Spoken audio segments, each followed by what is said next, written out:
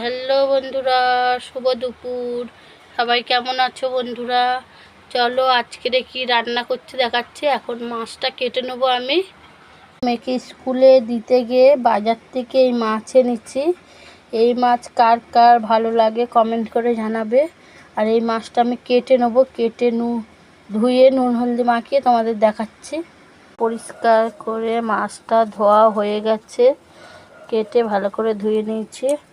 আর এইদিকে ডিমটা রয়েছে, কাতলা মাছের ডিম। এইটাকে চিচিঙ্গে দিয়ে ভাজা করব। আর এই মাছটা এবার নুন হলদি মাখিয়ে নিই। নুন হলদি মাখিয়ে নিচ্ছি, তেল দিয়ে দিচ্ছি।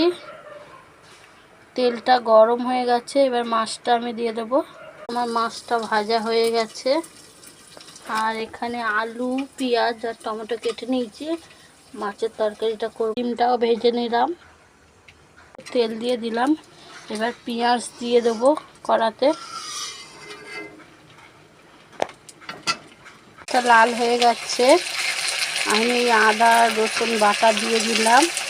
এবার নুন, হলুদ গুঁড়ো, লঙ্কার গুঁড়ো দিয়ে দেবো। আর টমেটোটা দিয়ে দেবো, দিয়ে কষিয়ে নেবো। দেখাচ্ছি তোমাদের। মশলা দিয়ে আমি সব নাড়িয়ে নিলাম। এবারে আলুটা দিয়ে দেবো, এতে দিয়ে ভালো করে কষিয়ে নেবো। আলুটা দিয়ে ভালো করে কষানো হয়ে গেছে।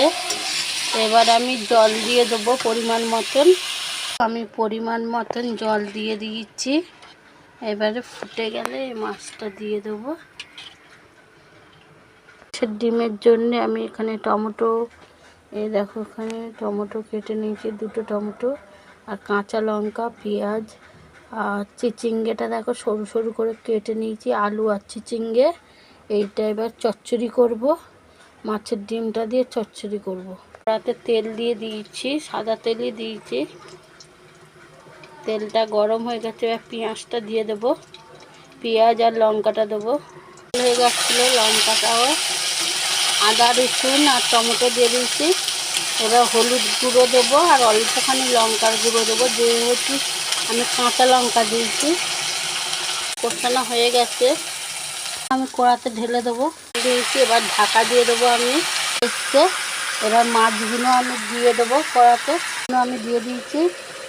1 মিনিট আমি ফুটিয়ে নেবো, নিয়ে লাগিয়ে নেবো। ঝোল হয়ে গেছে।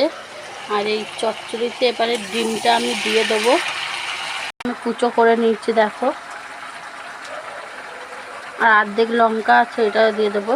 আমার মাছের ডিম দিয়ে চচ্চড়ি করা হয়ে গেছে, ভাত হয়ে গেছে। এটা ভালো লাগলে লাইক, কমেন্ট, শেয়ার।